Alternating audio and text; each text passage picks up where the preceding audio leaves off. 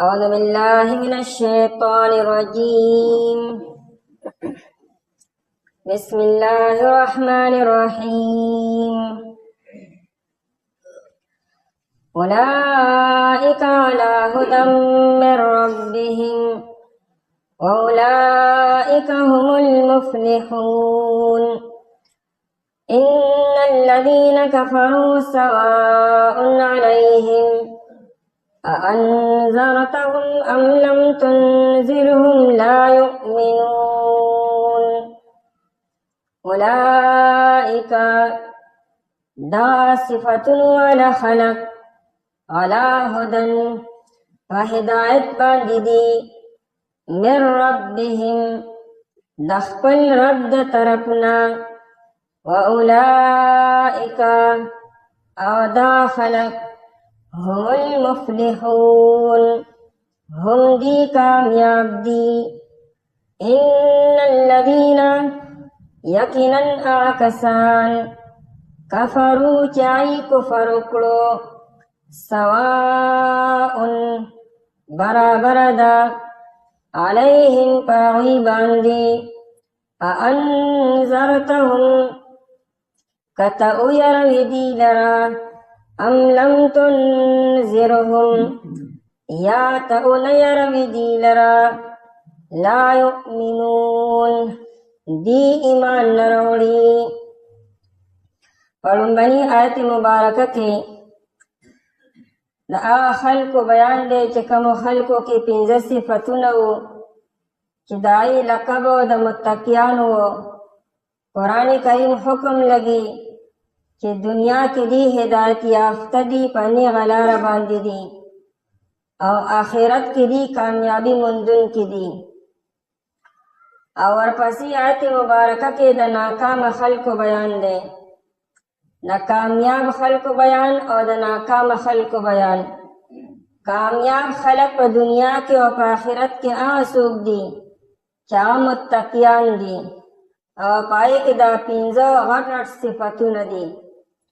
اور دی مقابلہ کی ناکام خلقو چی آئی تا کافران وی لکی کی دا آئی بیان دے.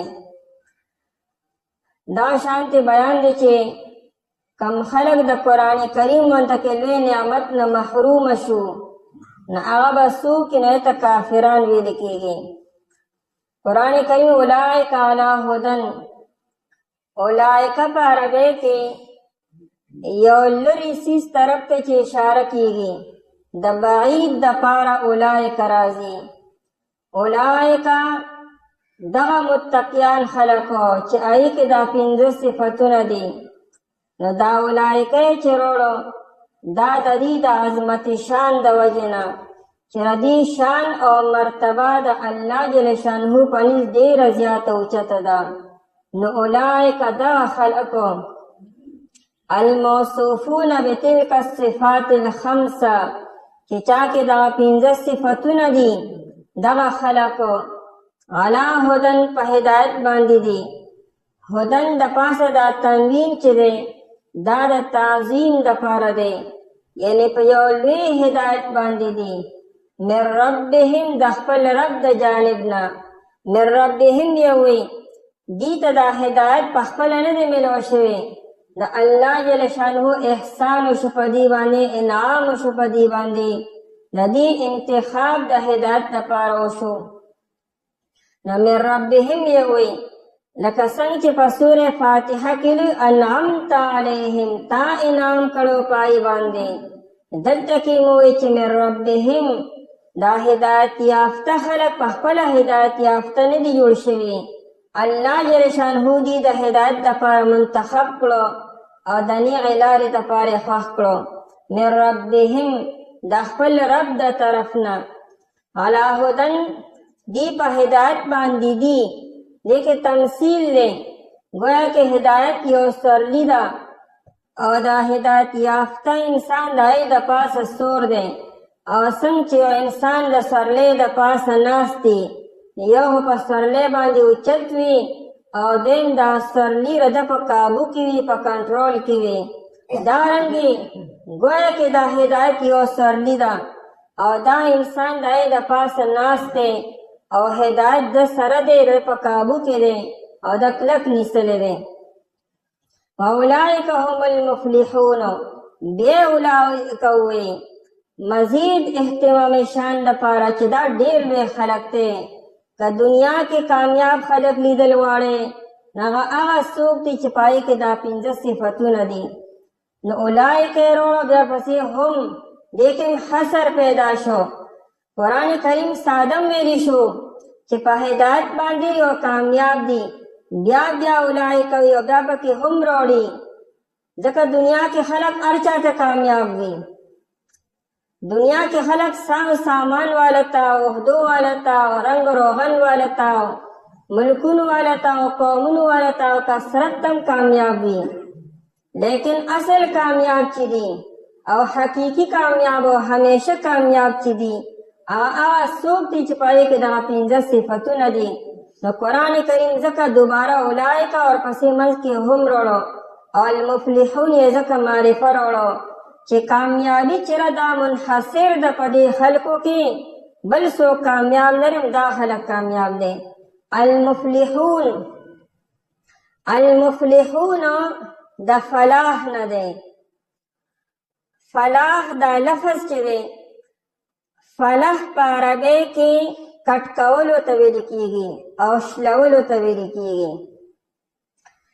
د کوم انسان چې دا لاندنۍ شونډه شلیدلې وي نو دې ته په عربی کې افلح ویل کیږي. ان فلاح معنی کټ کولو او شلولو. دی کامیاب خلقو تا مفلحون ولی وی گویا کی دی گرانی غونڈے او دنگ غرونا او مشکلات او مصائب او سخت کارونه دی کټ کړلو او کامیابی ته ورسېدلو. قرآن کریم ځکه مفلحون وی چې کامیابی دومره په آسانه نه ملاویږي. کامیابی په ناسته نه ملاویږي. کامیابی بغیر محنت نه ملاویږي. محنت بکے کوشش بکے اور بار با محنت کے بار با کوشش کے اور چی سمرہ سختی برداشت کے سمرہ مشکلات برداشت کے دمرہ غٹ کامیابی با حاصلے. دا قرآن کریم دا کامیابی دا پارا فوز لفظ امروڑی شو. الفائزون یہ ملی شو اولئک هم الفائزون ملی شو. او دارنگی دا کامیابی دا پارا ظفر لفظ امرادی اغیم ملی شو. المفلحون روڑو کامیابی پر دمرا پر نرم و پاسان نہ ملاوے گی. دنیا کی جنت میں غوڑے چی نبا تکلیفی نبا مشقتی نبا بیماری نبا آزمائشی اور دنیا کی و جنتی خلی خوشحالے و ذکا اور اس قسم تکلیف بنی. دا المفلحون لفظ چی دی ذکر آغل دے نگر ایمان سر مشکلات و مسائل و آزمائشنا تڑوی خبری دی. نبی علیہ السلام فرمائی کہ اشد الناس بلاء الانبیاء ثم الامثل فالامثل. دا ټولنه زیات سخت حالات په انبیاء کرام علیهم السلام باندې راځي او بیا چې کوم خلق انبیاء کرام علیهم السلام ته نږدې وي او بیا چې کلم هغې ته نږدې وي. یو صحابي نبی علیه السلام ته تا سره مینه کومه. نبی علیه السلام ته خیال کوه صرف په خوله لګوې که دړنه وی وینه چې دړنه یم چې تا سره مې مینه ده بیا تیار شه. مصیبتونه او حالات به داسې راځي لکه ربر نه چې اوبه رابهیږي. نو المفلحون چې روړي پړمبې کې اشاره دې طرف ته کې چې حقیقي کامیابي به ګردونه په اسانه نه ملاویږي. په دې لاره کې به خامخا حالات پتا باندې راځي نو استقامت نه به کار اخلي. تاج العروس دا د لغت غټ کتاب دی او معتبر کتاب دی. هغه وی په کلام د عرب کې یعنی په عربي ژبه کې د کامیابی دپاره او د بامراد کېدو دپاره د فلاح نه لوی لفظ بل نشته. د کامیابی دپاره الفاظ ډېر دي په عربی کې. ما اوس وی فوز هم راځي ظفر هم راځي نور الفاظ هم شته خو داسې یو لفظ و چې کې د دنیا کامیابي وي د آخرت کامیابي وي او تمامې کامیابۍ پکې جمع شوي وي. نو د دې لپاره صرف او صرف د فلاح لفظ دی. نو قرآن کریم هم المفلحون نوړو. په دې فلاح کې درې خبرې پکاري. یو دا چې الفوز بالمطلوب چې ستا کم مقصد دی تا ته حاصل شي. دویم دا چې والنجات من المرهوب چې د کم څیز نه تا ته یره د هغې نه بچ شي. او دریم دا چې په دغه مقصد کې تا ته دوام میلو شي. په دې کامیابۍ کې چې تا ته کم انعام او نعمت میلو شو نو دا انعام او دا نعمت تبر به دوام وي، همیشه همیشه لپاره به وي. وقتي طور انعام بني بلکې دوامي به وي. نو دا درې واړه خبرې چې په کامیابۍ کې راجمع شي هغې ته په عربۍ کې فلاح ویل کېږي. مقصد ته ورسېد، مقصد کې کامیاب شوې، د خطراتو نه بېغمه شوې او نعمتونه ته همیشه همیشه لپاره میلو شو. اولئک هم المفلحون. او جنت داسې یو لوی نعمت دی چې دا دوامي دی، همیشه همیشه لپاره دی. کم انسان چې جنت ته داخل شو نو د خطراتو نه بېغمه شو، د جهنم نه، او لوی مقصد ورته حاصل شو او جنت د دوام او همیشه لپاره دی. نو اولئک هم المفلحون. او دغه خلک چې دي هم دي کامیاب دي په دنیا کې مو په آخرت کې مو. ورپسې دغه خلکو بیان کې چې کم ناکام شو، د کامیابو خلکو مقابله کې ناکام دي. او کم خلک چې د کتاب الله ورته کې د لوی نعمت نه محروم شو نه هغې ته منکرین وي. منکرین په دوه قسمه دي. یو هغه چې په ژبه باندې انکار کوي او په زړه کې انکار کوي. په دې ژبه یې انکار کړی د هدایت نه او د کتاب نه، او په زړه کې انکار کړی دی، دې ته کافر ویل کېږي. او کافر مجاهر ورته وي. مجاهر د جهر نه دی، جهر ښکاره ته وي چې ښکاره انکار وکړي. او دیم هغه خلک دی چې په ژبه باندې اقرار وکړي او په زړه کې انکار وکړي نو هغې ته منافق ویل کېږي. د منافقانو بیان وروسته را روان دی او د کافرانو بیان په دې لومړنو دوو آیتونو کې کېږي. نو ان الذین کفروا دې دوو آیتونو کې د ان الذین کفروا والی تر ولهم عذاب عظیم پورې په دې دوو آیتونو کې د منکرینو یعنې د کافرانو بیان دی. کفر په عربۍ کې الستر والتغطیتو، کفر په عربۍ کې پټولو ته وي، په پرده کې راوستلو ته. یو څیز ښکاره دی تا پې د پاسه پرده واچوله یا خاورې دې پې د پاسه واچولې دا تا پټ کو، دې ته عربۍ کې کفر ویلې کېږي. په دې مناسبت سره دا زمیندار چې دی دیم تخم په ځمکه کې ونولي او په خاورو کې یې پټ کړي نو زمیندار ته هم په عربۍ کې کفار او کافر په دې معنا ویلې کېږي. د شپې ته هم عربۍ کې کفر ویلې کېږي ځکه د شپې دا تیاره چې دا هم هر څه پټ کړي. دې کفارې ته کفاره ولې وایي؟ خلک یې کفاره ورکړه. دې کفارې سره هم ګناه پټ شي چې کوم نقصان دله شوی دی، کومه غلطي دله شوې ده نو چې کفاره ورکړي نو هغې سره ګناه پټ شو. نو کفر لغوي معنا کې پټولو دی. او کفر نه مراد دلته کې هغه کفر دی چې د هغې د وجې نه انسان د همیشه همیشه لپاره د عذاب مستحق وګرځي. د کفر بلا درجات دي. کفر امام بخاری رحمت الله علیه ترجمه الباب راوړی وی باب کفر دون کفر. وی د کفر هم درجات دي. یو غټه درجه د کفر ده چې هغه د الله تعالی د ذات نه انکار وکړي، د پیغمبر نه انکار وکړي، د کتاب نه انکار وکړي، د آخرت نه انکار وکړي او دا انکار جانبوج کوي. دې ته کفر جحودي وي او کفر عنادي او کفر استکبار وي چې انسان ښه پوهېږي چې دا هر څه برحق دي خو نه مني، هر څه باندې پوهېږي او سره د علم او بیا هم نه مني، دا کفر جحودي دی. دا د نبی علیه السلام په زمانه کې چې کوم کافرانو لکه ابولهب شو، ابو جهل شو، نو دا د ناپوهۍ د وجې نه کافران نه دي ګرځېدلي، د جهالت د وجې نه نه، دا ښه د زړه نه کافرانو دي ښه پوهېږي نبی علیه السلام برحق پیغمبر دی او دا صادق او امین دی، خو بیا هم د سردارۍ د وجې نه او د مشرۍ د وجې نه او د خاندان د وجې نه یې نه منو. نو دا کفر جحودی او کفر انکاری و او دلته دا کفر بیانی یو کفر دیتم وی لکه جحود النعمت والاحسانو یو انسان د نعمت ناشکری وکي د نعمت او د احساناتو ناشکری دم کفر دی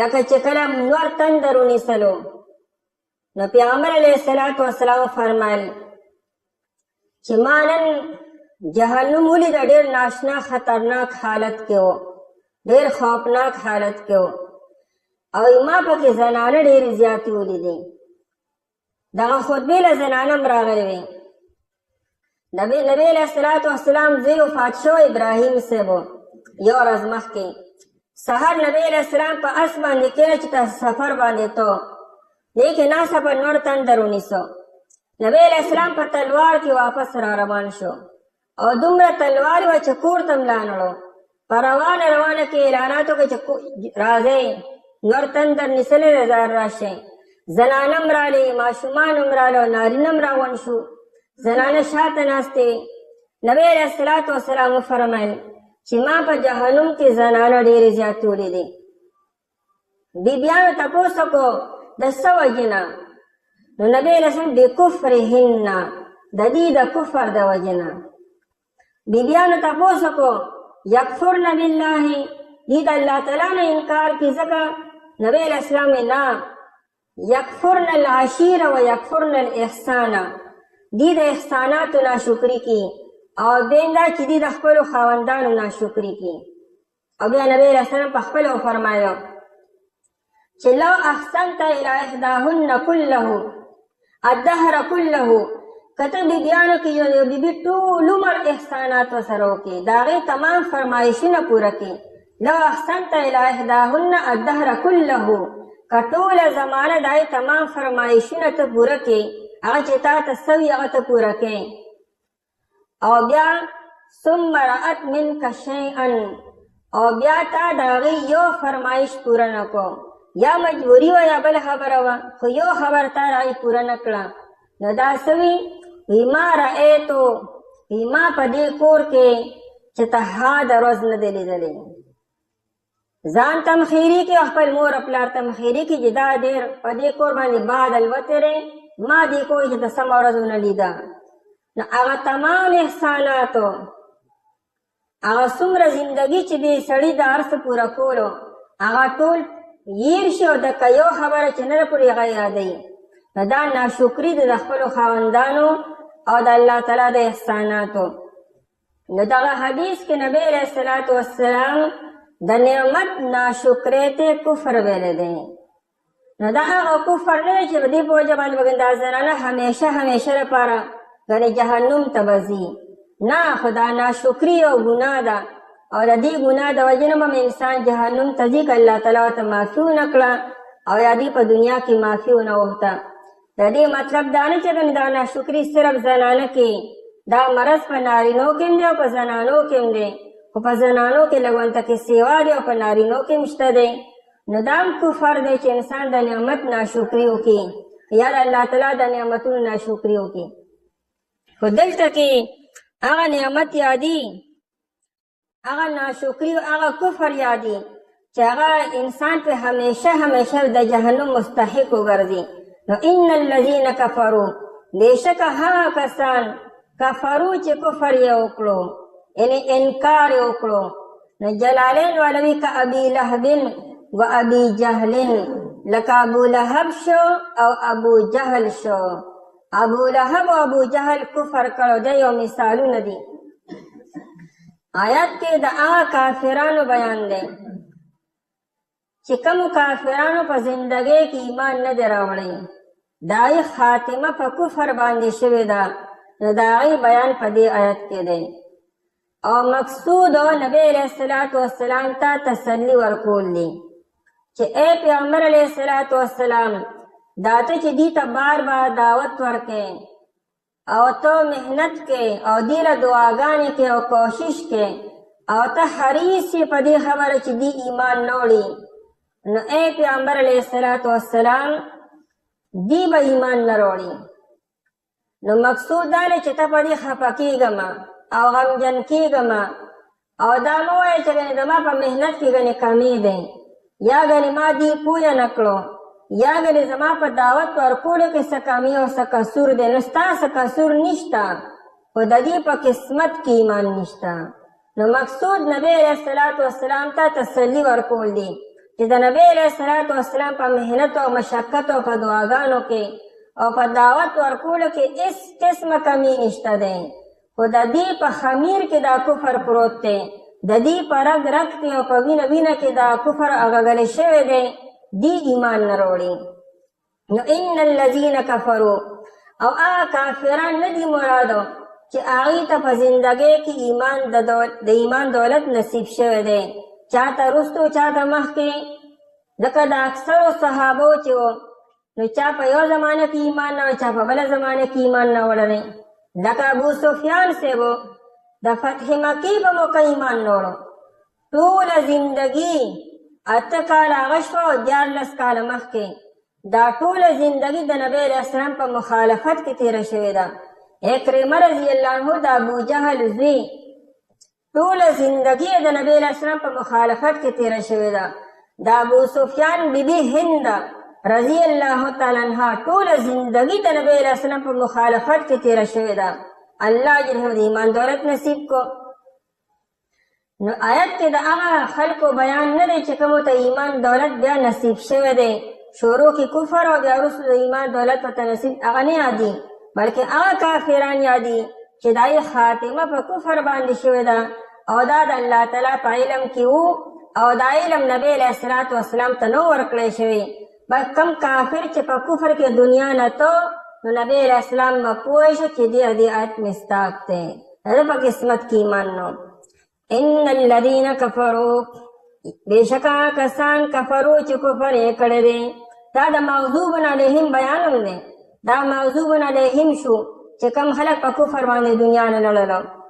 سواء علیهم، سواء برابر ده، علیهم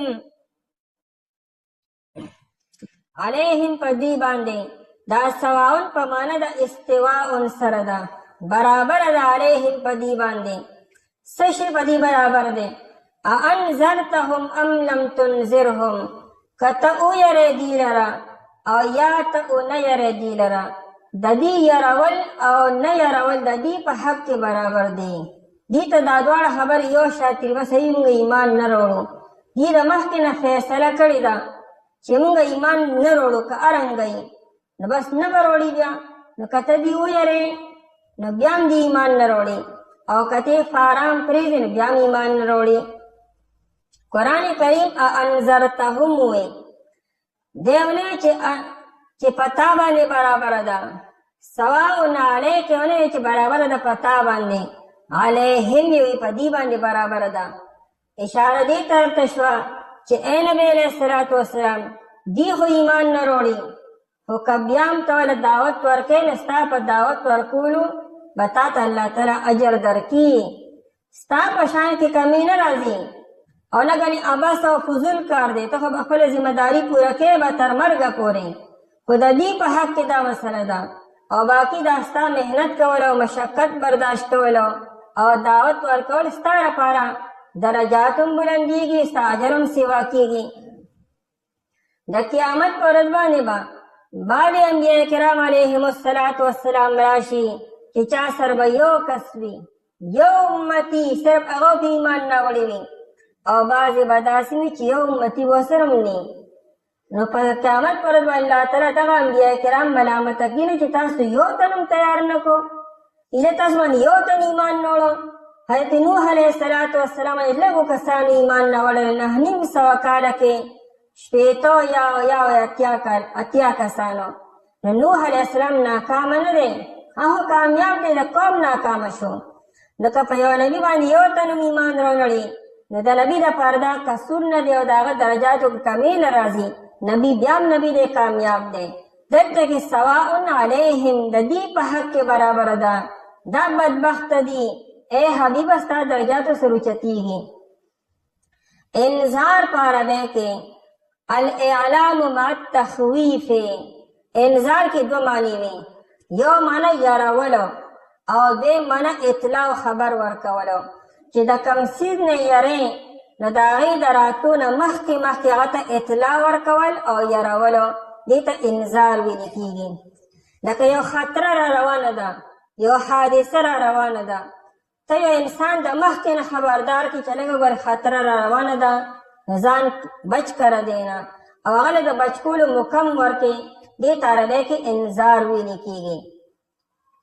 او که یو انسان په خطره کې غورځېدو واله دی، مبتلا کېدو واله دی، او ته ته ځان بچ کا ځان بچ کا، دې ته انذار نه ویل کېږي. لکه یو انسان دی هغه کوی ته پرېوتو، ور وغورځېدو او ته دې ځان بچ کا ځان بچ کا، نو دا انذار نه دی. او یو انسان د کوی په غاړه باندې ولاړ دی خو لا پرېوتی نه دی، هغه ځان بچ کولی شي او ته ورته اطلاع ورکړې چې لکه ځان بچ که ګورې که ته غورځېږي او هلاک کېږي، دې ته انذار ویل کېږي. قرآن کریم هر چا له موقع ورکړې ده، مرګ نه مخکې الله تعالی هر چا له لویه زندګي ورکړې ده. که انسان ځان د جهنم د کندې نه بچ کول غواړي، بچ کولی شي. انذرتهم، که ته ویروي دوی لره یا ته ونه یری دوی لره، لا یؤمنون، دی ایمان نه راوړي، یعنې دی به ایمان رانړي، دا پیشنګویي ده. دا لا یؤمنون د ان الذین دپاره خبر دی چې دی به ایمان رانړي په دنیا کې، او دا ایمان دی ولې نه راوړي، د هغې وجه بیا ورپسې آیت کې بیانوي. اولئک، دا کسان چې دي په هدایت باندې د خپل رب د طرف نه، او دا کسان چې دي هم دي کامیاب دي. بېشکه کسان چې کفر یو کو، برابره خبره ده په دې باندې، که ته ویروي دوی لره یا ته ونه یری دوی لره، دی ایمان نه راوړي.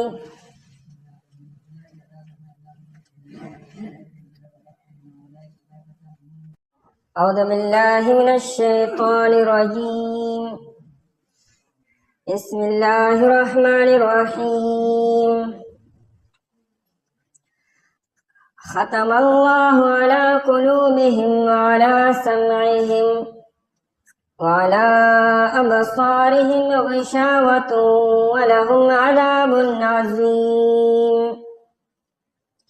ختم الله، مهر لګول دی الله تعالی، على قلوبهم، پزړونو د دوی باندې، وعلى سمعهم، او په غوږونو د دوی باندې، وعلى ابصارهم، او په سترګو د دوی باندې، غشاوة پرده ده، ولهم، او د دوی دپاره، عذاب عظیم، عذاب د لوی.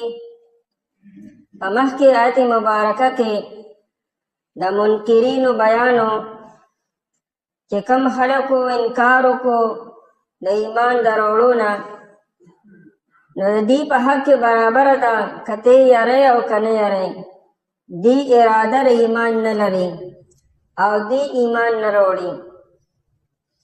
د دې د ایمان د نه راوړو وجه څه ده؟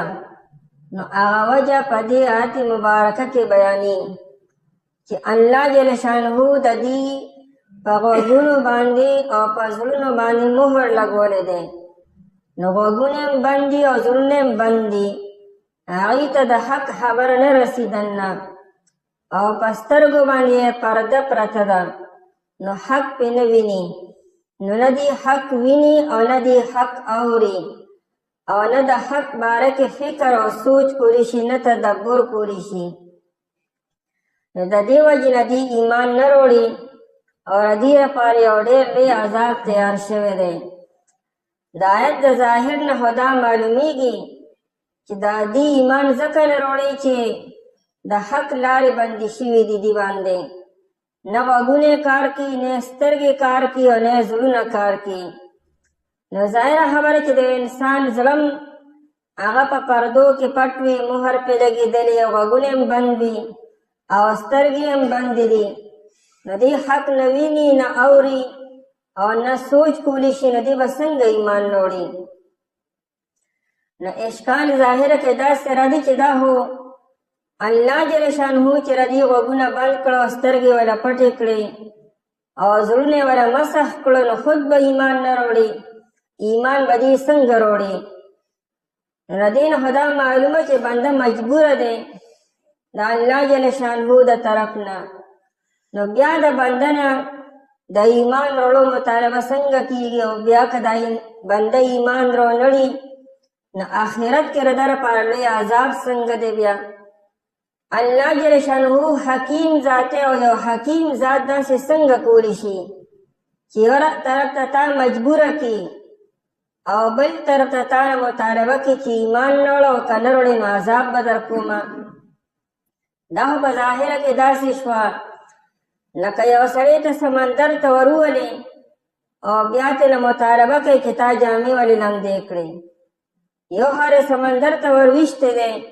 هغه همها جامې به لمدېږي بل خوا ترې مطالبه کوي چې تا جامې ولې لمدې کړې او که دې لمدې کړې نو بیا ورله سزا ورکړې نو هر یو عاقل او بالغ به وي چې هغه غریب به نور څه کړي خو مجبوره دی نو په آیت باندې په ظاهره کې دا اشکال راځي چې الله تعالی په خپله پای باندې په غوږونو په زړونو او په سترګو باندې دا پردې او مهر ولګو نو دې خو اوس ایمان نشي وروړی او دې لپاره بیا لوی عذاب څنګه دی نو جواب دا دی چې اصل کې یو بنده چې کفر اختیاري نو دا دې په خپل اختیار او په ارادې سره دې انتخاب کی د ایمان پر وړو کې او د کفر په اختیارولو کې الله جل شانه په بنده باندې جبر او زبردستی نه کی نه په کفر باندې مجبوره کی چې کفر وخامها اختیارې و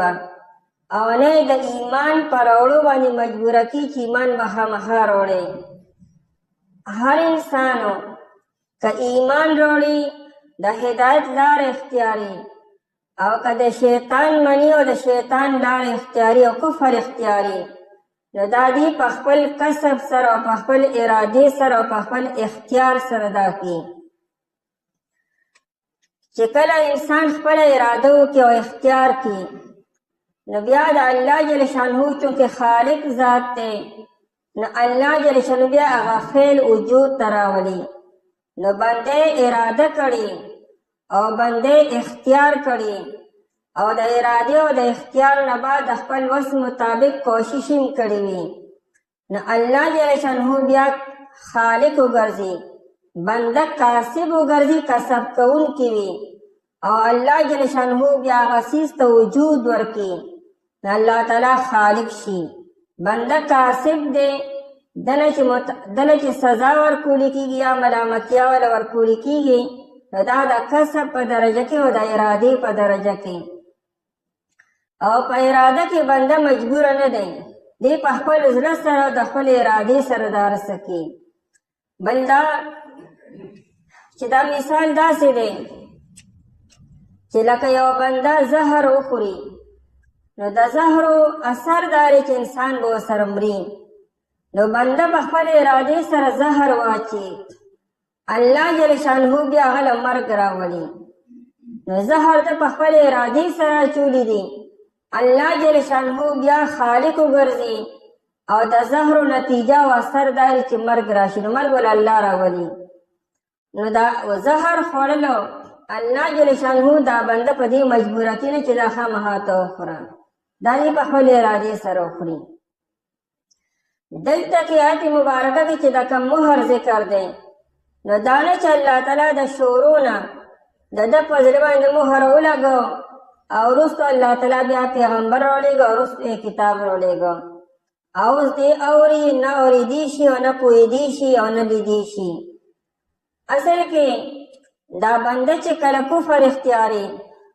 د کفر نه مخکې د نبوت په تعلیماتو باره کې شک وکړي د ردې باره کې د حق او د ناحقوالي باره کې شک وکړي ځکه لومبني آیت کې ان کنتم لا ریب فیه ځکه وویل چې په دې کې شک ورې نشته شک مه کوئ اول بنده پیغمبر باره کې شک وکړي د ایمان باره کې دله پکار ده چې شک ختم کړي ځان پوه کړي هغه شک که چېرې ده ختم نه کو ناغه شک بیا سیوا شي او چې سیوا شي ناغه بیا تر دې چې په دغه زړه باندې بیا زنګ ولګي وړومبی نو آیت عربی کې ران ویل کېږي ران او رین زنګ ته وي د شک نه چې خبره سیوا شوه نو په زړه باندې بیا زنګ ولګي دله پکار چې دا زنګ دې ختم کړي ریګمال ورته ونیسي هغه زنګ هم دې ختم نه کړي هغه هم سیوا شي تر دې چې په دغه زړه باندې بیا مکمله پرده راشي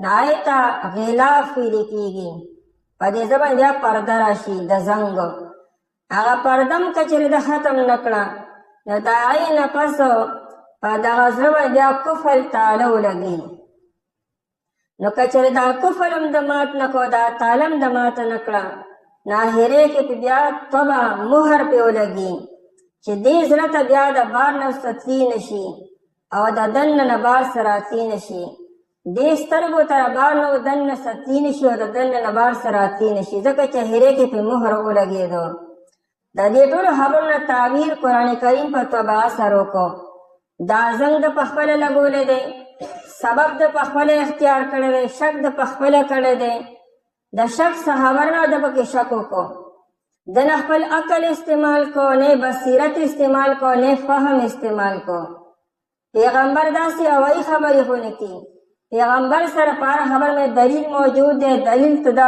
دلیلونه وي نو د هغې باره کې هېڅ غور فکر ونه کوم چې کوم صلاحیت او کوم استعداد الله تعالی انسان ته ورکړی دی هغه د استعمال نه کوم هغه استعداد او هغه صلاحیت دو په اعتراضاتو باندې په شک باندې پیغمبر پورې مذاق کول او استهزا کول او ټوکې ټکالې کولو بېجا اعتراضات او اشکالات کول په هغې باندې خراب کو ځان له استعداد خراب کو صلاحیت خراب کو خپل قوتونه خراب کړو تر دې چې ورو ورو خبره شک ته لاړه شک نه خبره زنګ ته لاړه د زنګ نه خبره پردې ته لاړه د پردې نه خبره کفر تالې ته لاړه او اخرې کې خو بیا الله تعالی بې نیاز ذات دی هغه د بادشاهانو بادشاه دی هغه تعالی ترغیب درکړي چې ایمان وروړه سره پکې فایده ده پیغمبر یې دله راولېږو کتاب یې دله راولېږو معجزات یې تا ته وښودلو او قسمه قسم دلایل یې تا ته واضحه کړو د شک څه خبره پاتې نه ده بیا هم ته شک کې نو بیا الله جل شانهو بیا بې نیازه ذات دی نو بیا الله تعالی اخرې کې سړی بادشاه کی په کلاس کې چې کوم سټوډنټ او کوم طالب علم هغه د استاد په خبر باندې ځان نه پوهه کوي او بار بار ورته ټیچر وي چې لکه ځان پوهه که ستا فایده ده په دې کې هغه په هر طریقې سره پوهه کوي په مثالونو باندې په دلایلو باندې په سخته باندې په ګرمه باندې په نرمه باندې په منت سماجت باندې او بار بار یې پوهه کوي او ټول کال تیر شو دغه طالب علم دغه شان تیری نه پوهېږي نو اخرې کې بیا استاسي دا بادشاه شو اوسه نو د بادشاه مطلب څه بدن سره مطالبه مه کوه تپوس مه کوه پته به اخرې کې لګي بیا نتیجه کې به پته لګي اوس مزې کوه بیا الله جل شانهو احکم الحاکمین ذات دی بیا الله تعالی اخرې کې مهر ولګي د مهر مطلب څه دی چې د دې زړه نه مکمل صلاحیت ختم شي نو صلاحیت په خپله ختم کړی دی دا نه چې الله تعالی وله ختم کړی دی صلاحیت د په خپله ختم کو نو الله تعالی دې بادشاه کو دا یې نه تعبیر وکړو چې الله تعالی د ده په زړه باندې مهر لګولی دی او په غوږونو باندې مهر لګېدلی دی نو په زړه کې د پوهېدلو د فهم او د سمج او د فکر او تدبر او صلاحیت او استعداد مکمل ختم شو او دې پیغمبر خو ویني د پیغمبر تعلیمات اوري دلایل هم ښه ویني معجزات هم په سترګو باندې ویني لیکن هغه معجزات د معجزات په درجه کې نه ښکاري الټا یې پورې استهزا کوي او کھیل کوي او مذاق کوي پورې دارنګه دې حق اوري په غوږونو باندې قرآن په غوږونو باندې اوري د پیغمبر تعلیمات اوري لیکن هغه په غوږونو باندې اثر نه کوي وجه دا ده چې خپل مزاج دومره زیات خراب کړی دی چې د خوږ او د تریخ ورته پته نه لګي اوس د حق او د باطل ورته پته نه لګي بلکې الټا باطل ورته خوشنما ښکاري او حق ورته بد ښکاري. دارنګې په سترګو داسې یوه پرده راغله چې د سترګو هغه نظر د ځان له خراب کړو په اعتراضاتو باندې او په مذاق او په استهزا باندې. نو قرآن کریم دې خبرې تعبیر کړي چې الله تعالی مهر ولګو. نو داسې قطعا نه ده چې الله تعالی د شعورو نه د په زړه باندې مهر ولګو او په غوږونو باندې او په سترګو باندې نهاده دې اوس نشي اورېدی. نه، هر انسان ته الله تعالی ښه موقع ورکړې ده، کافي زندګي ورته ورکړې ده او بار بار د فهم او د سمج موقع ورته ورکړي دي. بیا چې کله انسان نه مني او نه اوري، بیا د الله تعالی هغه مهر جباریت په ده باندې ولګي، نو دا انسان بیا د الله تعالی د عذاب مستحق وګرځي. ختم الله علی قلوبهم. ختم په عربی کې یو څیز آخر ته رسولو ته وي.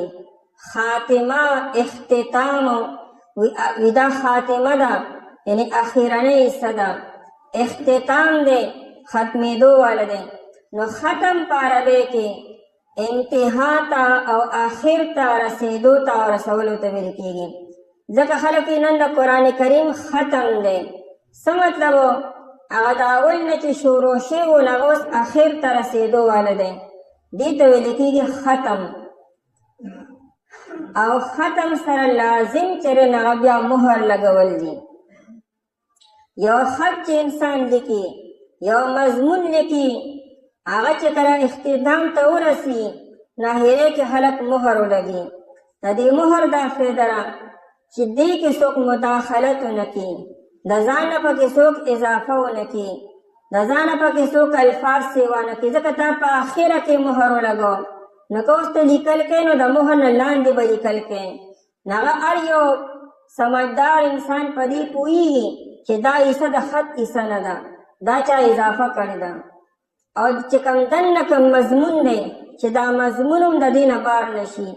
پخوا زمانه کې به خلکو خط په یو چمړه باندې په یو کپړه باندې ولیکو، نو هغه به بیا د سرمنه کې بند کو.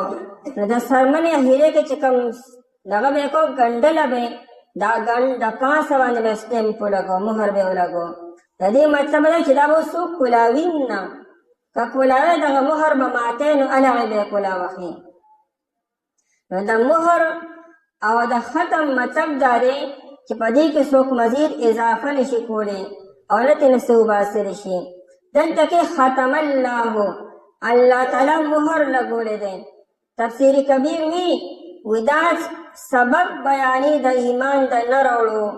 لا یؤمنون، لا یریدون ان یؤمنو، دی د ایمان د راوړو اراده نه لري نیولې. وی ځکه چې ختم الله علی قلوبهم، الله تعالی د دې په زړونو باندې مهر لګولی دی. دا مهر یا حقیقت کې لګېدلی دی. لکه حسن بصري رحمت الله علیه فرمایي چې دا مهر په حقیقت کې لګېدلی دی، اگر چې مونږ ته نه ښکاري، خو که چې زمونږ هغه سترګې رالې، هغه نظر زمونږ راغی او دا زړه مونږ کلو کو، نو هلته مونږ ته باقاعده مهر په سترګو باندې ښکاره شي. او نور علما حضرات فرمایي چې نه، دا تمثیل دی.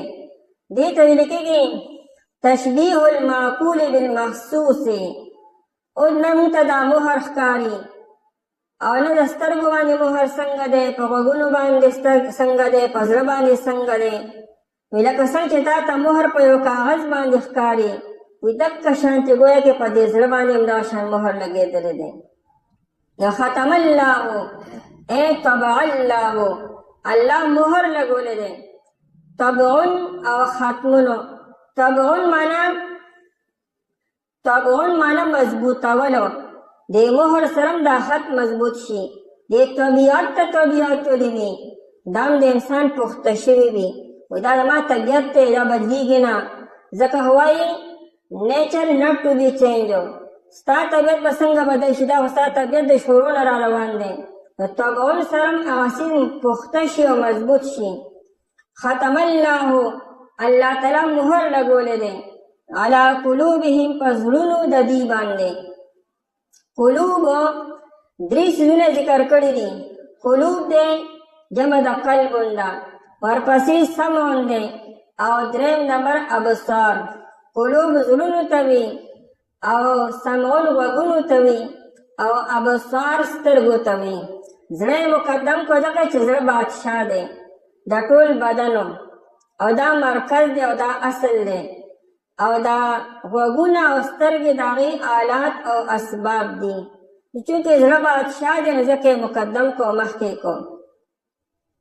قلوب جمع د قلبون ده. قلبون لفظي معنی الټا کولو اړولو دې ته قلب ویل کېږي. دې قلب ته قلب ولې وي په دې کې هم د الټا کولو معنا ده. دې اوړي راوړي د انسان د زړه په یو ساعت کې یو شان فیصله کوي او بل ساعت کې بل شان فیصله کوي. وي داسې کار کومه دا وینه داسې کار کومه وینه داسې کار کومه نو په لږ ساعت کې دې اوړي راوړي دې په یو ځای کلکېږي نه مضبوطېږي نه کو ته قلب ویل کېږي. شاعر وی چې وما سمي الانسان الا لانسه ولا القلب الا انه يتقلب. انسان ته انسان وی وی وی دا د انس نه دی. انسان بل سره مانوس کیږي یوازې دی خفي او چې بل سره دا دی مانوس شي خبرې ته شروع کوي او دې زړه ته زړه وی وی وی ځکه دې اوړي راوړي. ولا القلب الا انه يتقلب. دې قلب ته دې زړه ته قلب ځکه وي چې دې اوړي راوړي. نبی علیه الصلاۃ والسلام فرمایي چې مثل القلب وی د زړه مثال چې دی ابن ماجه کې روایت دی مثل القلب مثل ریشتنو وی د دې زړه مثال د وزرې دی تقلبها الریاح بفلاتنو. نبی علیه السلام ناشنا مثال ورکي وی لکه یو وزره ده او په صحرا کې په خالی میدان کې ده او تیز هوا راشي نو دا بڼه چې ده وزره دا لوټونه اړي او روانه وي چې کم طرف ته د هوا زوري هغه طرف ته دا روانه وي. د هغه بڼه او هغه وزره چا لیدلې څنګه اوړي او څنګه لوټونه اړي څنګه انټړي. وی دکه مثال د زړه دی. مثل القلب مثل ریشتنو وی د زړه مثال دا د بڼې او د وزرې دی چې تقلبها الریاح بفلاتن چې دغه بڼه په یو صحرا کې ده او په هموار میدان کې د هواګانې اړي راړي. قلب نه مراد په شریعت کې دا جوه دا ټوکړه نه ده. دا په لغت کې قلب دغه دې ټوکړې ته صنوبري شکل والا چې الټه ده دا نه دی مراد. شریعت کې قلب دې ته نه وي. په دغه قلب کې چې دننه کوم لطیفه روح ده چې آیت کله قرآن کریم نفس وایي او کله ورته روح وایي او کله ورته امر ویل کېږي هغه ته نه مراد دی. دا قلب چې زړه دا د هغې محل دی او په دې کې دننه یو لطیفه ده. لطیف هغه څیز ته وي چې په سترګو باندې په نظر نه راځي او د هغې دپاره ماده او جسم نه جسم ورې خو ډېر باریک او نري وي چې په نظر باندې نه راځي نو دا یې ته ویل کېږي لطیفه او قلب ته وایي چې په دې زړه کې دننه د هغې هغه وي موجود وي او د هغې په ذریعې سره د انسان دا حیات دی. دا انسان چې ژوندی دی د هغې د وجې نه ژوندی دی او هغه روح چې کله د انسان نه ووتو نو بیا دا غوښې دا ټوکړه خو موجوده وي. دا خو نه چې دا ګنې نه انسان چې مړ شي دا خو نه چې غوښې ټوکړې ختمه شي خو بیا هم موجوده وي او بیا هم انسان مړ شي. اکا قلب ته نه مراد دی او دا یو روحاني امر دی. الله جل شانه په هغې باندې هغه مهر لګولی دی. ختم الله علی قلوبهم مهر لګولی دی الله تعالی په زړونو د دوی باندې نو فلا یفقهون الحق دی حق باندې اوس نه پوهېږي او نه سوچ او فکر کولی شي.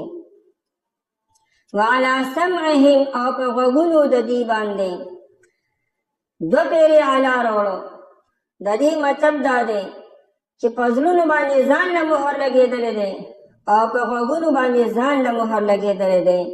دا نه چې د غوږونو او د زړونو مهر یو دی لکه دا غلا دو پیرې راوړو چې د هر یو مهر ځان له دی او بل دا چې دا قلوب یې په سمعون باندې مقدم کو ځکه چې دا سمعون چې دا سبب دی او وسیله ده د پاره د زړه زړه ته چې علم ځي نو د غوږونو په ذریعې سره ځي او د سترګو په ذریعې سره ځي.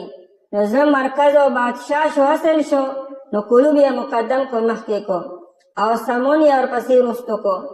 بله نکته دا ده چې قلوب هم جمع راغلی ده، سمعون مفرد دی، یو واحد دی، او ورپسې ابصار هم جمع ده.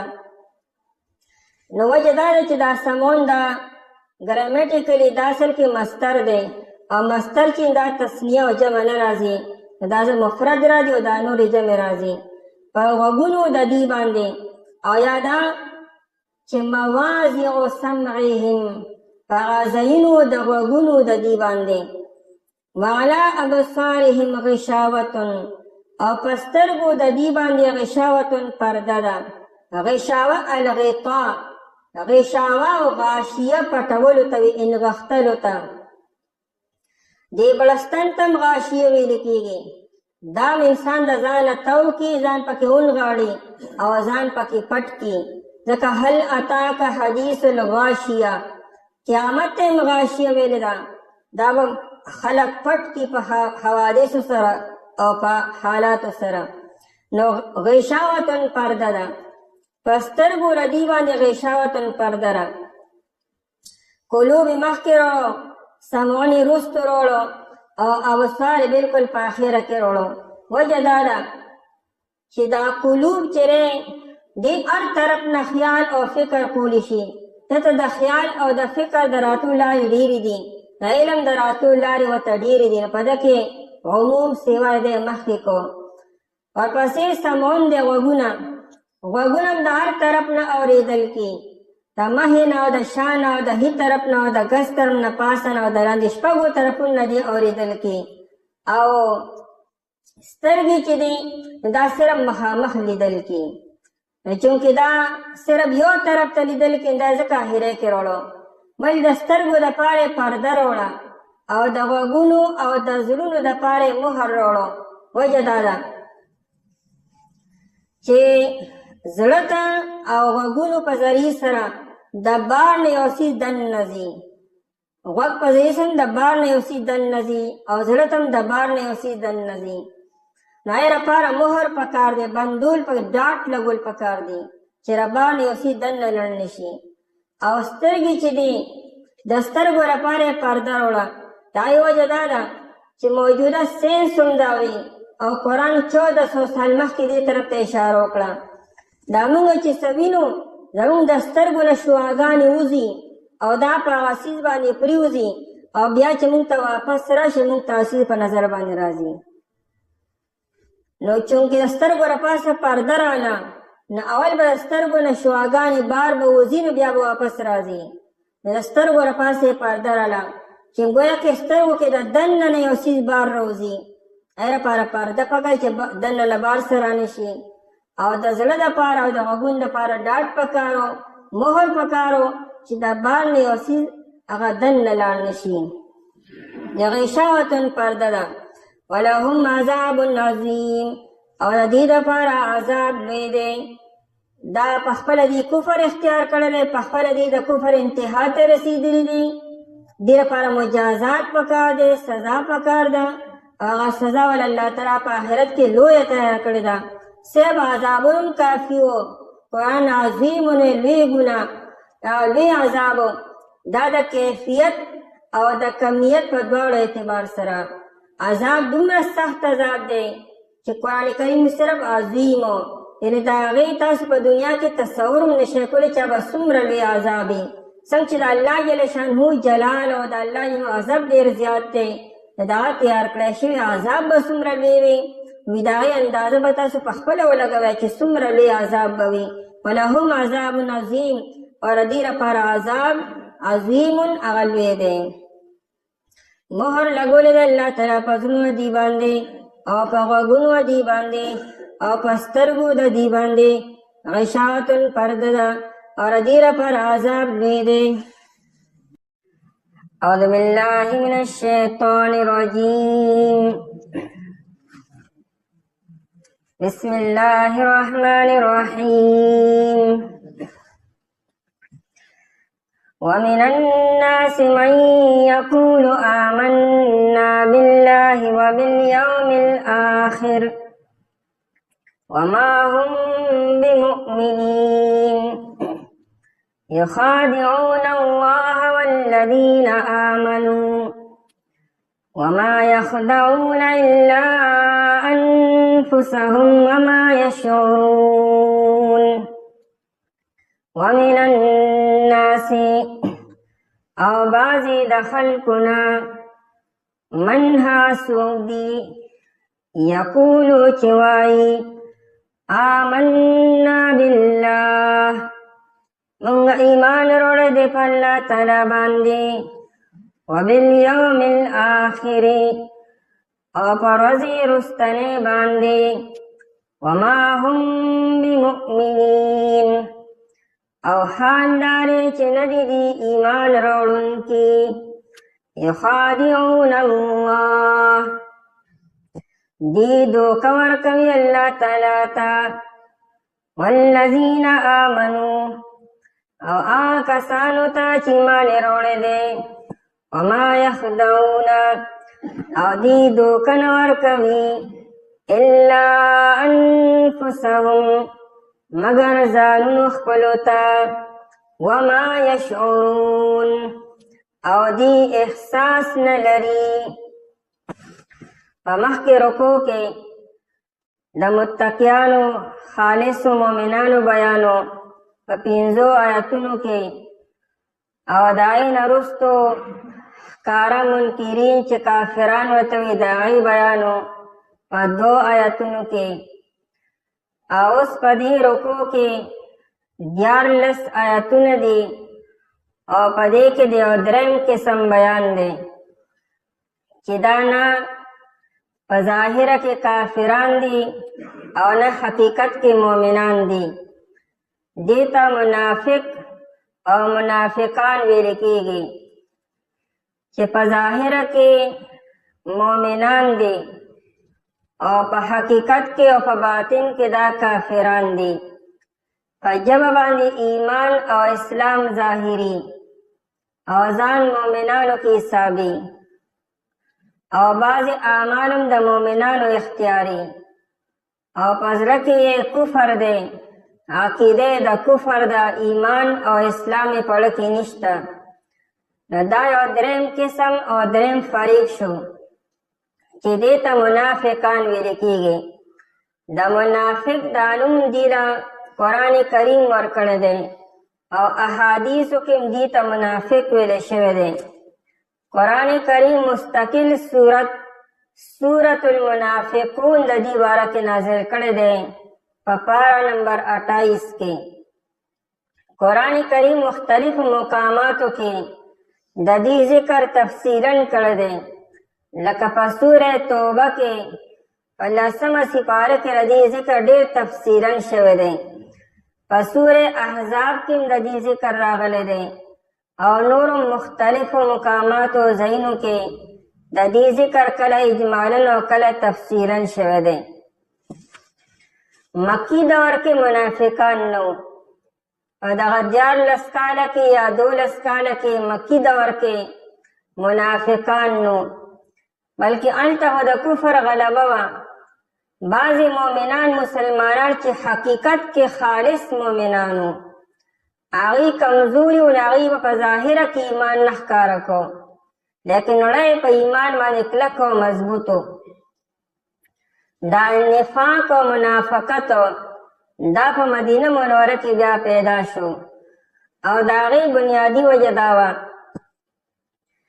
چې مدینه منوره کې یو خزرج یو قبیله ده دوه غټې قبیلې مدینه منوره کې اوس او خزرج دا د مدینې منورې مقامي خلکو اصل باشندگانو د دې نه علاوه مدینه منوره کې بار یو 3 قبیلې د یهودو وې بنو نذیر بنو قینوقاع او بنو قریظه دا یهودو قبیلې وې مدینه منوره کې نصارا او عیسایان نو الا ماشاءالله که یو نیمو لیکن نو نصارا چې و عیسایان دا په نجران کې یمن کې وو او دا یهود دلته مدینه منوره کې وو دې دوو قبیلو کې اوس او خزرج. د دې خزرج قبیلې یو سردارو عبدالله بن ابی بن سلول. دا مشرمو سردارمو وجاهت والو، دنګو ډېر زیاتو، قد و قامت برابرو، شکل و صورت برابرو. او رده په مدینه منوره کې کافی اثر رسوخ و. تر یو زمانې پورې د دې دریو قبیلو چې د یهودو وې د دې د مدینې په مقامي خلکو باندې کافی اثر رسوخ و. دی عبدالله بن ابی بن سلول ورو خپل اثر رسوخ پیدا کو مدینه منوره کې، او دی نږدې و چې د سردارۍ او د بادشاهۍ اعلان کړی وي چې زه به مدینې منورې بادشاه او سردار یم. صرف د خپلې قبیلې د خزرج نه د اوس قبیلې ومو. د الله شانو دې دوران کې پیغمبر علیه الصلاة والسلام هجرت وکړ مدینې منورې ته. چې نبی علیه الصلاة والسلام تشریف راوړو نو ورو د خلکو رجحان نبی علیه الصلاة والسلام ته پیدا شو. د مسلمانانو تعداد ورو سیوا کېدو. د ده هغه طرف ته چې د خلکو میلان ورو کمېدو. دې دننه د حسد او د بغض او د کینې هغه اور په ده کې تیزېدو د نبی علیه السلام خلاف و.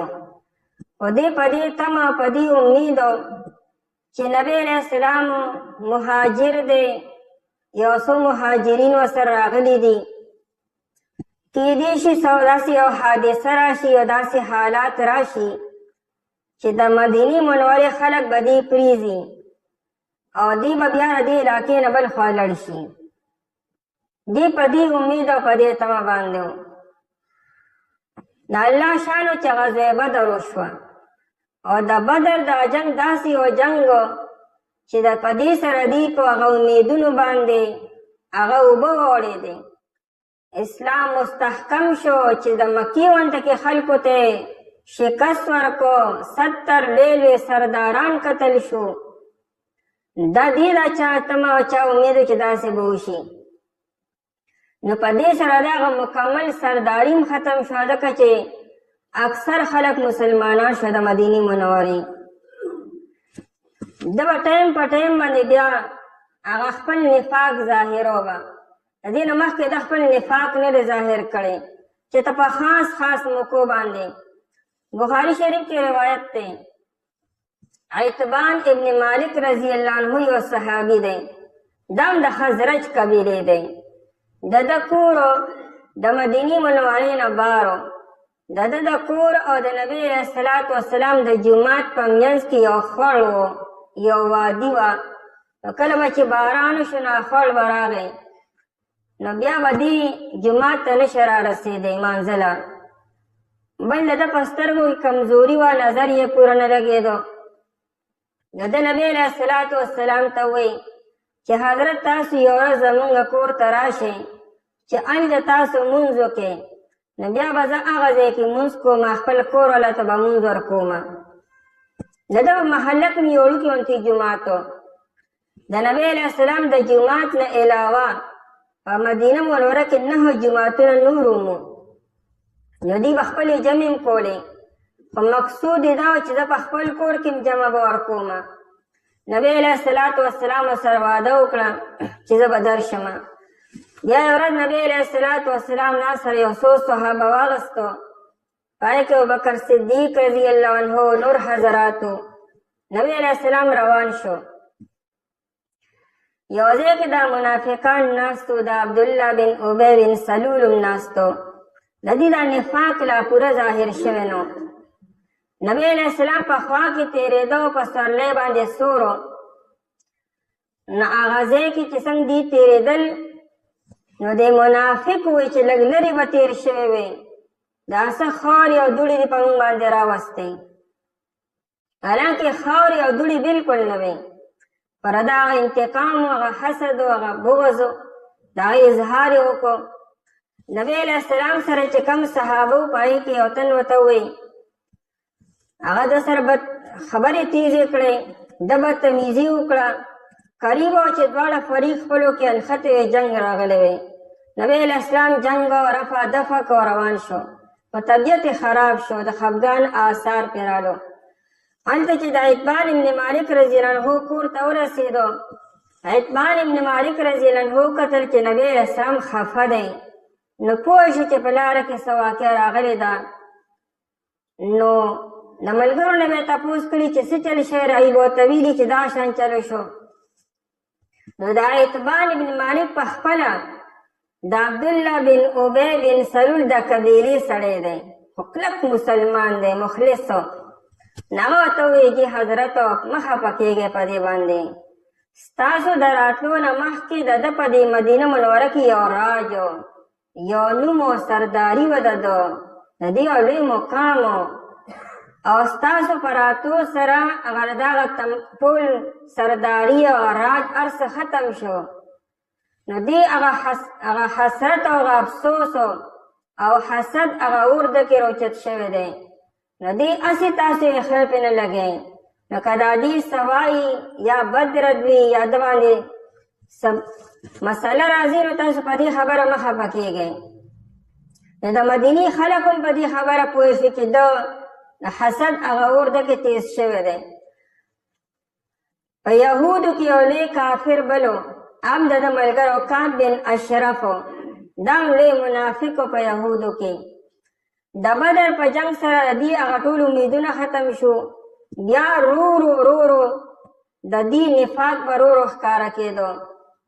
د بدر د جنگ نه بعد دې فیصله وکړه چې اوس به انډرګراونډ هغه خپل محنت او خپل سازشونه به جاري ساتو به، یعنې کله موږ د نبی علیه السلام اوس مخالفت نشو کولی او مقابله ورسره نشو کولی، نو اوس به اندروني خانه د دې سره به مقابله کو، دې کې به انتشار او تفریق به پیدا کو.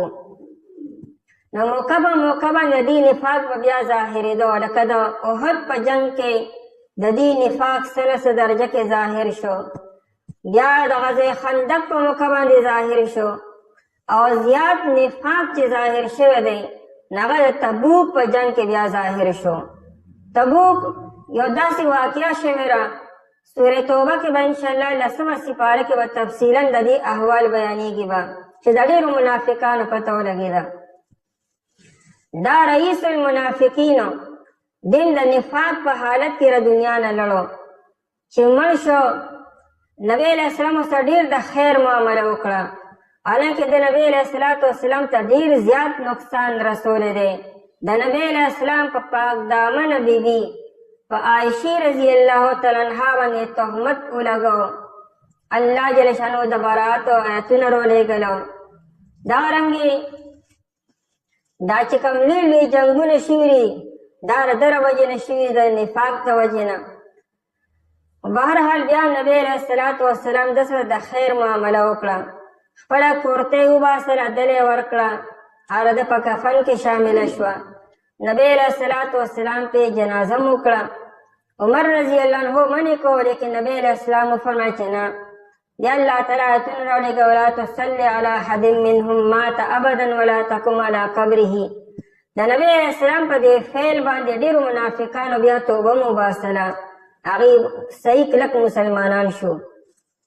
د الله شان دی یخرج الحی من المیت و یخرج المیت من الحی. دا ظالم رئیس المنافقین دی، الله تعالی داسې نیک عمله صالحه زوی ورکړو چې هغه کلک مسلمان و مخلص و، د نبی علیه السلام جانثار، د هغه نوم عبدالله و، د ده لور ده جمیله، هغه مسلمانه وه، صحابیه ده او کلکه مسلمانه وه، لیکن دی په خپله د نفاق او د کفر په حالت کې د دنیا نه تللی دی. دغرنګې کعب بن اشرف هغه هم د ده ملګرو، هغه هم دا سازشونه به کول، هغه هم د نفاق په حالت کې د دنیا نه تللی دی. دلته کې په 14 آیتونو کې تفصیلا ذکر راغلی دی. د هغې وجه دا ده چې چونکې دې ایمان ظاهره او اسلام به ظاهره، چې د مسلمانانو او منافقانو منځ کې واضحه فرق وشي، د هغې لپاره قرآن کریم تفصیلا ذکر وکړو چې په دې کې څه خرابې دي، څه صفات دي، چې دا صفات په مؤمنانو مسلمانانو کې را نشي. والله چې د منافق او د مؤمن منځ کې به څنګه پته لګي چې دغه صفتونه په چا کې دا به منافقي او چې چا کې نه دا به کلک او مخلص مؤمن وي. منافق په دوه قسمه دی، یو منافق اعتقادي دی او بل منافق عملی دی. منافق اعتقادي هغه انسان ته وي چې دا عقیده د کفر وي، پړه کې ایمان نشته، نو که ظاهره کې په ژبه ایمان شته او که نشته، دا منافق اعتقادي دی او دا د کافر نه بدتر او خطرناک دی او د سزا د کافر نه هم زیاته سخته وي. ان المنافقین فی الدرک الاسفل من النار، دیو په جهنم کې ډېر لاندې طبقه کې به وي. او دی منافق عملی دی چې پړه کې ایمان دی ولیکن عمل یې د منافقانو دی. نو دې باره کې نبی علیه الصلاة والسلام فرمایي، بخاري شریف کې روایت دی چې د منافق 3 علامتونه دي، بل روایت کې 4 علامتونه بیان شوي دي. آیت المنافق 3، د منافق نښې علامتونه هغه 3 دي. اذا حدث کذب، کله چې دې خبرې کې نه دی به دروغ وي، دروغ به زیات وایي. او دویم دا چې واذا خاصم فجر، چې کله دې چا سره جګړه کی، چا سره بحث مباحثه راشي نو کنځلې به کوي، بدرد به وي. واذا اؤتمن خان، چې کله تو سره امانت کې دی دیو پکې خیانت کی. نورم راغلي روایتونه چې اذا وعد اخلف، کله چې وعده وکړي نو خلاف ورزي کوي. یعنې د وعدې ټیم کې دا نیت چې دا پوره کوم نه، خو هسې ورته او بلکل داسې به کومه. د وعدې په ټیم کې اراده د پوره کولو نی او بیا هم وعدې کوي، دا د منافق علامت دی. نو دا علامتونه چې په چا کې وي په ظاهره کې، یا یو یا 2 یا ټول علامتونه، او پړه کې ایمان دی، دا مؤمن دی او ګناهګار دی. او عمل د منافقانو هلته به موږ منافق به نه وایو، یعنې مسلمان ته به موږ منافق نه وایو اگر چې عمل د منافقانو دی. فاسق و فاجر ورته ویلی شي خو منافق به ورته نه وایو. او چې رچا پړه کې عقیده د کفر ده نو دا منافق اعتقادي دی. د نبی علیه الصلاة والسلام د دنیا نه چې تشریف وړو نو نبی علیه الصلاة والسلام که چاته منافق ویلی به دا خو منافق بیا شو، ځکه نبی علیه السلام ته د وحی په ذریعې سره معلومه شوه. او چې نبی علیه السلام دنیا نه تشریف وړو او د وحی سلسله بنده شوه، نو اوس به موږ چاته منافق اعتقادي نه وایو چې ستا عقیده د نفاق ده. بس د هغه عمل ته به ګورو، که عمل د منافقانو دی نو بیا د منافقت فتوا په هغه باندې نه لګو چې ګنې دا منافق دی، ځکه دا معامله د ده د الله تعالی منځ کې ده او موږ ته راغی ظاهر کې هغه پته نه لګي. نو د منافق علامتونه هم دې آیتونو کې بیانې او دا احادیثو کې هم د علامتونه هغه بیان شوي دي. فرمایي چې ومن الناس، او بعضې د خلکو نه، یعنې خلکو کې سم خلک هم ډېر دی، مؤمنان مسلمانان هم شته، خو بعضې پکې لا داسې هم دي چې صرف په ظاهره کې د هغې ایمان دی او په زړه کې یې ایمان نشته. ومن الناس، او بعضې د خلکو نه، الناسو دا داسې یو لفظ دی چې جمع د انسانون ده، ناسو یا اصل کې و ناسونو. انسان ته انسان ځکه وي چې دا د انسه یا ناسو د مانوس کېدو په معنا باندې را. انسان ته انسان ولې دی مانوسه کېږي؟ حتی آدم علیه السلام مانوسه شو بی بی حوا علیه السلام سره. انسان کې د انس معنی ده، یا د انسان د نسیان نه دی، او نسیان معنی یریدلو، د انسان نه یره ډېره زیاته راځي. اول الناس اول ناسن، په انسانانو کې لومبنی انسان چې د هغه نه لومبنی یره راله. حضرت آدم علیه السلام ته چې دا کم کار ویلی شو چې دا به نه کوې، هم اکه کار هغه وکړو. نو لومبنۍ یره د حضرت آدم علیه السلام نه قرآن فنسیه د هغه نه یره راله. انسان یا د انس نه دی مانوس کېدل، او یا د نسیان نه دی یریدلو. من یقولو، هغه څوک دی چې وایي په خلکو کې بعضې داسې هم شته چې هغوی داسې وایي یقول وایي په ژبه باندې صرف په خوله باندې وینا کې او پړه کې دا خبره نشته آمنا بالله په ژبه دا اقرار کې چې موږ ایمان دروړی دی په الله تعالی باندې وبالیوم الاخر په ورځ رستنۍ باندې ایمانیات و ابتدا د الله تعالی د ذات نه کېږي دا ابتدایي ایمانیات دي په ایمان کې لومړنۍ خبره د الله په ذات باندې ایمان وروړل دي نه هغه وایي وبالیوم الاخر په ورځ رستنۍ باندې نو آمنا بالله والیوم الاخر منځ کې تمام ایمانیات رالو الله تعالی په ذات باندې په صفات باندې فرشتو باندې کتابونو باندې پیغمبرانو باندې تقدیر او پر ورځ د آخرت باندې یعنې تمام ایمانیات باندې زمونږ ایمان دې مونږ اقرار کو د دې خبرې دا نه چې ګنې صرف په الله او په ورځ رستنۍ باندې نه تمام ایمانیات باندې زمونږ تصدیق کو په خوله دا خبره کې په خوله باندې اظهار کې لیکن قرآن څه وایي وما هم بمؤمنین دا و حالیه دی او حال دا دی خو وایي چې مونږ مؤمنان یو مونږ ایمان ناوړی دی لیکن وما هم بمؤمنین او نه دی بمؤمنین ایمان وروړونکي بمؤمنین کې دا با چې دا تاکید دپاره ده او یا د الصاق دپاره ده مطلب دا دی چې دی خو په خوله وایي چې مونږ ایمان ناوړی لیکن دی کې ایمان بالکل نشته یعنې دی د ایمان په خوا کې نه تیر شوي ایمان دی پورې لګېدلی هم نه دی دی خو لا دا دعوه کوي چې ایمان زمونږ په زړه کې دی حالانکې که بعد دپاره د الصاق شي نو مطلب څه دی چې ایمان خو دی پورې خوا کې لګېدلی هم نه دی سره هغه مس شوی هم نه دی سره او دی را دعوه کوي چې ایمان زمونږ پړه کې دی بل قرآن کریم وما هم بمؤمنین وایي ګرامټ یې کړي پکار دا دی چې دی وما قرآن کریم وما آمنو ویلی وی وما هم بمؤمنین یې وایي دې کې ناشنا اشاره ده مطلب دا دی چې دی نه په ماضي کې ایمان ناوړی په تېره شوې زمانه کې نه فی الحال د دې کې ایمان شته او نه آینده دې کې ایمان راتلی شي وما هم بمؤمنین جمله اسمیه ده یعنې دا ایمان په دې کې په یوه زمانه کې نشي راتلی نه مخکې نه اوس او نه آینده کې دې لا دعوه کوي چې موږ ایمان راوړی دی وما هم بمؤمنین او حال دا دی چې نه دی ایمان راوړونکي نه آینده کې نه فی الحال او نه په تېره شوې زمانه کې نو دا صرف د خولې دعوه شوه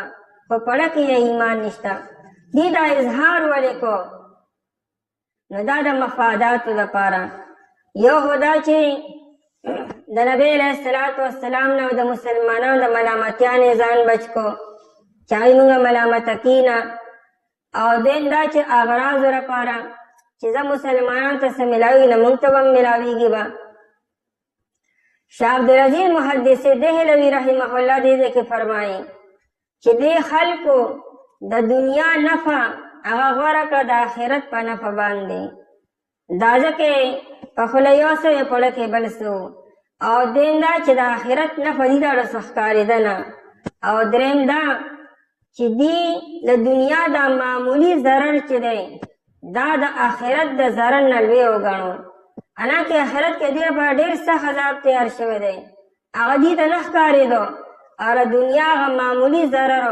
یعنې که دې چې موږ انکار کړو چې موږ کافران یو نو ممکن ده چې مسلمانان موږ سره جنګ وکړي د موږ د هغوی مقابله وشي نو دا معمولی ضرر د دنیا ده دا دې ته د آخرت د ضرر نه لوی ښکارېدو حالانکې پکار ده چې مخامخ یې ویلو چې موږ مسلمانان یو او یا موږ کافران یو نو دا دې دا دورنګي ځکه کوله چې په خوله یو څه او پړه کې بل څه قرآن کریم دا وضاحت ځکه کوي چې مؤمنان مسلمانان د دې خبرو نه ځان وساتي دغه رنګې دورنګي مؤمنان مسلمانان شروع نه کړي دومره کافي دی او بعضې د خلکو نه هغه څوک دي چې وایي موږ ایمان وروړی دی په الله تعالی باندې او په ورځې وروستنۍ باندې او حال دا دی چې نه دي ایمان وروړونکي اعوذ بالله من الشیطان الرجیم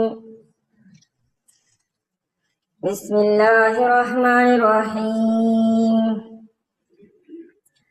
يخادعون الله والذين آمنوا وما يخدعون إلا أنفسهم وما يشعرون في قلوبهم مرض فزادهم الله مرضا ولهم عذاب أليم بما كانوا يكذبون يخادعون الله دی دوکار کوي الله تعالی تا والذین آمنوا او آکسانو تا چې ایمان راوړی دی وما يخدعون او دی دوکه نه ورکوي الا انفسهم مگر ځانونو خپلو ته وما يشعرون او دی نه پوهیږي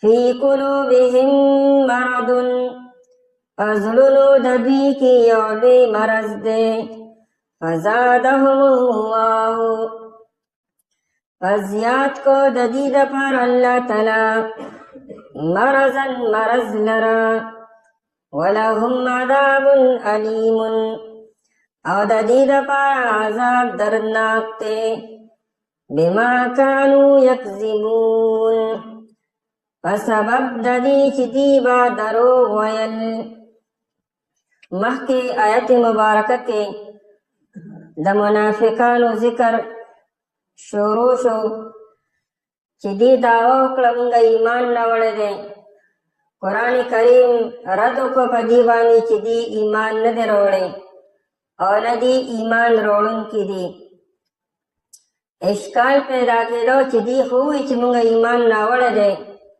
نو قرآن کریم ولې وایي چې دی ایمان نه دی راوړونکي نو د هغې جواب کې چې ځکه دی په دې خپل خبره کې دروغجن دی دا دی صرف په خوله باندې وایي چې موږ ایمان راوړی دی او د ایمان تعلق زړه سره دی محل د ایمان دا زړه دی ځکه یؤمنون بالغیب کې موږ ویلو چې ایمان معنی تصدیق دی او تصدیق دا په زړه باندې کېږي نو په زړه کې ردی ایمان نشته دا خو دی صرف په خوله باندې وایي او خولې لره اعتبار نشته نو قرآن کریم چې دی الله له مؤمنانو له نبی علیه الصلاة والسلام له دوکه ورکړي چې په خوله باندې اظهار د ایمان کې او په زړه کې کفر دی نو څنګه دی ایمان راوړی دی چونکې الله جل شانه د انسان په باطن باندې او په ظاهر دواړو باندې عالم دی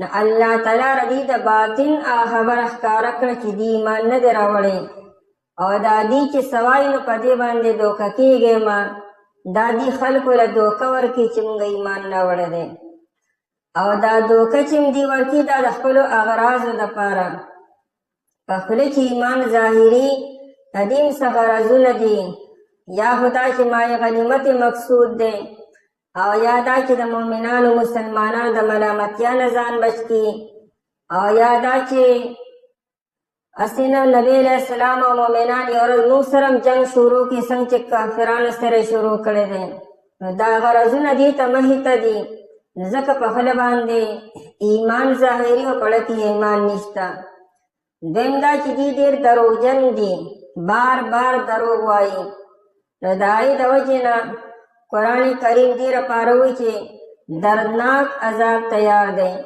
یعنې د کافرانو نه خطرناک عذاب به د منافقانو وي لکه د کافرانو لپاره وي ولهم عذاب عظیم هغې لپاره لوی عذاب یاد کړو او د دې لپاره د لوی عذاب سره سره علیم دا عذاب به دردناک هم وي نو د منافقانو عذاب به د کافرانو د عذاب نه سختی او خطرناک به وي او دردناک به وي یخادعون الله دی دوکه ورکوي الله تعالی والذین آمنوا کسانو له چې ایمان راوړی دی خداع په عربی کې په دو معنو راځي یو معنا فساد معنا راځي خداع او خداع معنا فساد کولو او بل معنی راځي پټولو. دواړه معنی دلته صحیح دي. د دې مقصود فساد پیدا کول دي په ځمکه کې، نو دې دوکه ورکوي الله تعالی له. یو معنی چې دې پټوي پټول کې، نو یخادعون الله کې دې خپل باطن پټوي او په دې سره دې دوکه ورکوي الله تعالی له او مؤمنانو له. الله له څوک دوکه نشي ورکولی. نو بیا څنګه قرآن کریم یخادعون الله وایي، نو دې معامله داسې کې چې ګویا کې دې الله له هم دوکه ورکوي. یعنې دې دا کار داسې دی، دې د عمل نه داسې معلومیږي چې ګویا کې دې الله له هم دوکه ورکوي، ورنه الله له څوک دوکه نشي ورکولی، ځکه چې د الله تعالی په هر څه باندې علم دی. فریب او دوکه خو هغه چا له ورکولی کېږي چې هغه ته ستا د ظاهر او د باطن پته نه، او الله جل شانه ته د انسان د ظاهر او د باطن دواړو پته ده. وان الله قد احاط بكل شيء علما، الله جل شانه په هر یو څیز باندې احاطه کړی د علم په اعتبار سره. نو دې څنګه الله له دوکه ورکوي؟ نو دې معامله داسې کوي، عمل داسې دی چې ګویا کې دې الله له دوکه ورکوي. او یا یخادعون الله مطلب دا دی چې دې په خپل ګمان کې الله له دوکه ورکوي. او یا مفسرین حضراتی چې یخادعون الله یعنی یخادعون رسول الله، د الله رسول لم دې دوکه ورکوي او مؤمنان لم دوکه ورکوي. خو رسول یې ذکر نه کوم، ځکه چې پیغمبر له دوکه ورکول دا داسې شو چې ګویا کې تا الله له دوکه ورکړه. څنګه چې د پیغمبر اطاعت د الله اطاعت دی. او سورة الفتح کې ویلو ان الذين يبايعونك انما يبايعون الله، کم خلک چې ستا په لاس بیعت کوي دا داسې ده چې ګویا کې دې الله سره بیعت وکړو. د پیغمبر بیعت او د پیغمبر اطاعت د الله اطاعت دی، د پیغمبر نافرمانی د الله نافرمانی شوه. نو پیغمبر له دوکه ورکول دا ګویا کې الله له دوکه ورکول شو. نو ځکه وایي چې یخادعون الله ورنه دی یخادعون رسول الله، د الله رسول له دوکه ورکوي.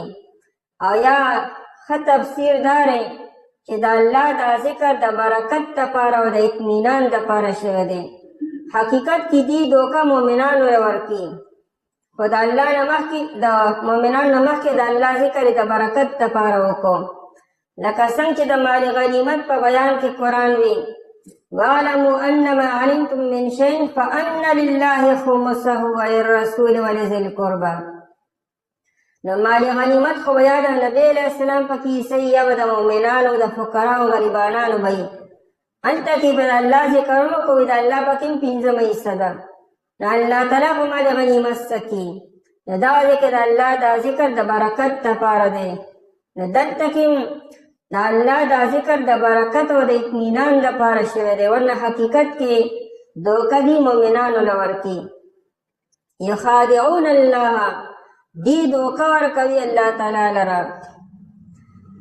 دا یخادعون داسې لفظ دی چې د ګریمر په رو سره دا د دوو کسانو منځ کې کیږي. دا مفاعله لفظ چې دا د دوو کسانو منځ کې وي، لکه ته قتال کولو جنگ کولو، نو جنگ سړی یوازې نه کوي بل چا سره کوي. دوه کسان چې کله جنگ کوي هلته کې قتال لازم. نو خداع دوکه د دوو کسانو منځ کې، یعنې ګویا کې ته هغه له دوکه ورکړې هغه تا له درکړي، دې ته مخادعت او یخادعون وي. یا خو مطلب دا شي چې دې الله له دوکه ورکړي، الله تعالی ګنې دې له دوکه ورکړي. مطلب یې خو دا روځي چې دې الله له دوکه ورکړي، الله تعالی ګویا کې دې له دوکه ورکړي.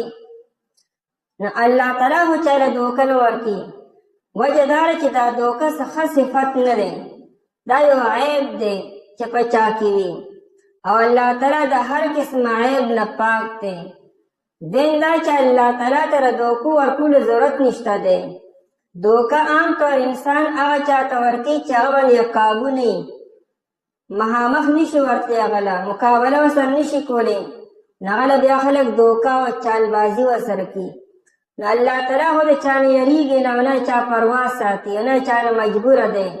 الله تعالی هم مخامخ مقابله کولی شي د هر چا.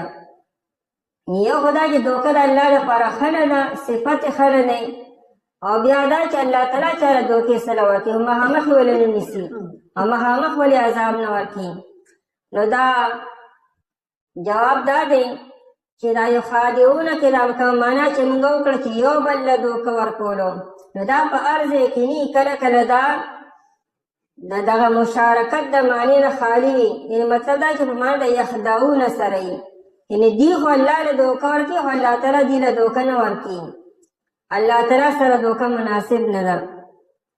والذین آمنو او هغه کسانو له چې ایمان یې راوړی دی دی مؤمنان هم دوکه ورکړي ورته یې مونږ مؤمنان یو مونږ تاسو سره یو او مونږ مخلص یو مونږ د نبي علیه السلام مخلص یو او په ړه کې دا خبره نی.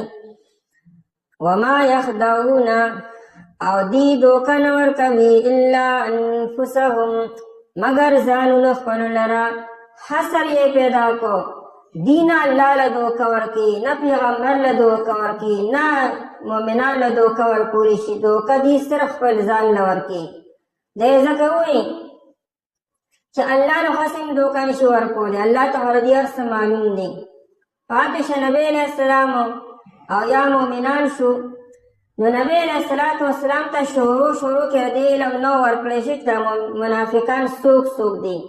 وروسته بیا نبی علیه السلام ته باقاعده علم ورکړی شو چې په دې منافقانو کې باقاعده پلانکي منافق دی.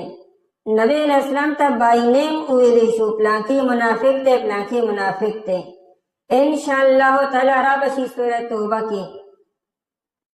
عمر رضی الله تعالی عنہ وی زه رالم جومات ته، وی خلک د جومات نه په نمبر راوتو. زما خیال دا و چې ګنې مونځ به شوي خلکو مونځ کړی راوځي او ما کتل چې یو تن را روان و سر یې ښکته کړی و. چې دننه رالمه نو خبر شومه چې نبی علیه السلام په مجلس کې چې کوم خلک ناستو چې پای کې څومره منافقین وو نو نبی علیه السلام یو تن ته به کدی ای منافقه پاسه د مجلس نه بار وځه. نو نبی علیه السلام باقاعده باینین یو تن د مجلس نه بار کړه چې کوم منافقان وو. او تر دغه وخته پورې نبی علیه السلام ته باینین نو ښودلی شي چې منافق پلانکې دی او په دغه موقع ته بیا وښودلی شو. او نبی علیه السلام د منافقانو هغه لیست او فهرست حذیفه رضی الله تعالی عنہ له ورکړو چې دا پلانکې منافق دی. نو دا نبی علیه السلام ته دې شروع کې به دوکه ورکوله خو وروسته نبی علیه السلام ته هم د دې علم وشو. دې کې بیا اشکال راځي چې نبی علیه السلام بیا دې سره جنګ ولې نه کو قتال یې ورسره ولې نه کو بیا چې دا منافقان دي او کافران دي. نو نبی علیه السلام سره جنگ کړی دی او جنگ په دوه قسمه دی. یو جنگ باللسان دی او یو جنگ بالسنان دی. یو د توري جنگ دی یو د ژبې جنگ دی. د توري جنگ نبی علیه السلام کله کافرانو سره کړی دی او د ژبې دا جنگ او مقابله نبی علیه السلام منافقانو سره کړی ده. ځکه قرآن وغلظ علیهم دی باندې سختي وکړه نو په دلایلو سره په براهینو سره په مختلفو طریقو سره دی پوهه کوي دا جنگ د دې دی. نو کافرانو سره جنگ د توري دی او منافق سره جنگ دا د ژبې دی او نبی علیه السلام کړی دی. تفسیر قرطبي دی کې طویل کلام کړی دی. هغه وایي چې لکه نبی علیه السلام ولې نه دی کړی نو اوږد بحث یې کړی دی خو ښه خبره داره چونکې دا منافقان هر چاته نو معلومو کله چاته نو معلوم سره نبی علیه السلام ته معلوم شو. نو که نبی علیه السلام دې سره قتال کولی او جنګ کولی نو ممکن ده چې ډېرو خلک وویلي چې نبی علیه السلام مؤمنان قتل کې لګیا دی. کافران خو کافره د نبی علیه السلام په مؤمنانو پسې هم راواغسته خو دا خو مؤمنان نو په ظاهره کې د ایمان ښکاره کو. نو چونکې ممکن ده چې خپلو کې انتشار پیدا شي او افراتفری پیدا شي د دې وجې نبی علیه السلام دې خلاف توره هغه نه ده استعمال کړې. خو که یو ځای کې چا استعمال کړې ده نو نبی علیه السلام خفګان اظهار هم نه دی کړی.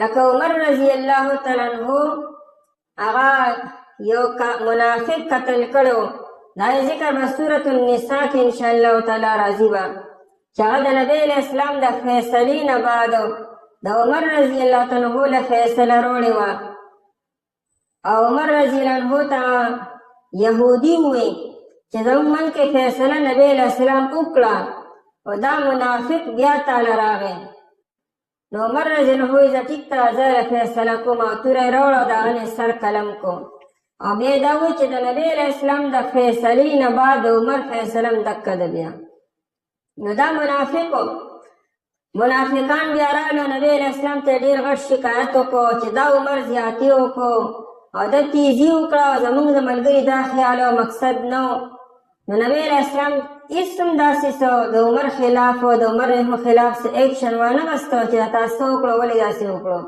پته چې دا منافق دی سزا یې هم دکه ده نو نبی علیه السلام له به دې څه دوکه ورکړي پاتې شو مؤمنان له دې دوکه ورکړه بل دې په دوکو سره نبی علیه السلام ته ضرر او تکلیف هم رسولی دی مؤمنانو ته نو قرآن څنګه چې ما یخدعون الا انفسهم نو مطلب یې دا دی که فرض کدي نبی علیه السلام ته څه نقصان رسولي په دوکې سره او یا مؤمنانو ته نو نقصان به هغوی ته چې د هغوی تلافي ني او الله جل شانه به نبی علیه السلام ته مؤمنانو ته د هغې بدله ورکړي په دنیا کې مو په آخرت کې مو نو دا څه نقصان دی که څه ضرر رسېدلی دی د هغې تلافي شته دی د اجر او ثواب په اعتبار سره او به الله تعالی بې انتها ورکړي مؤمنانو ته نو د مؤمنانو څه نقصان ونه شو البته د دوی په خپله ډېر غټ نقصان شو چې دنیا کې هم هر ټایم په یره کې دي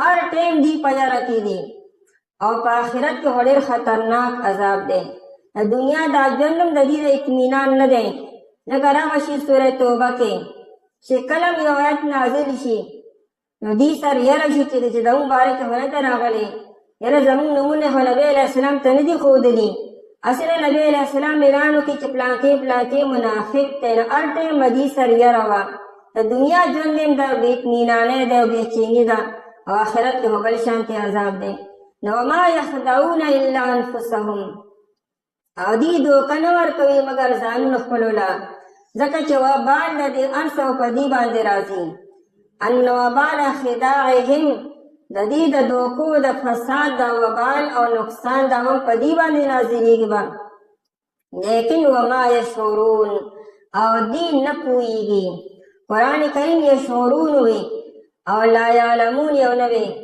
شعور په عربی کې احساس ته ویل کېږي نو لا یشعرون گویا کې دې بې حسه دي د دې احساس نشته دا عربی کې یو محاوره ده چې کله ته د یو سړي مذمت بیانوې نو عربي فلان لا یشعرو پلانکي پوهېږي نه په خبره سره بې حسه انسان دی ای ته خو څه ډېر بې حسه وختې په خبره نه پوهېږي نو قرآن کریم د دې مذمت بیانوي چې وهم لا یشعرون دې شعور نه لري بلکې قرآن کریم دې د ځناورو نه مخکته وغورځولو ځناورو کې شعور شته ځکه چې احساس ځناورو سره هم شته دی هغې هم ګرمي او سردي محسوسي هغې هم خپل دشمن او دوست محسوسي وپېژني چې دا زما مالک دی او دا زما دشمن دی لیکن دا داسې بې حسه خلک دی چې دوی د ځناورو نه هم پرېوتې خلک دی او دوی ګویا کې جماد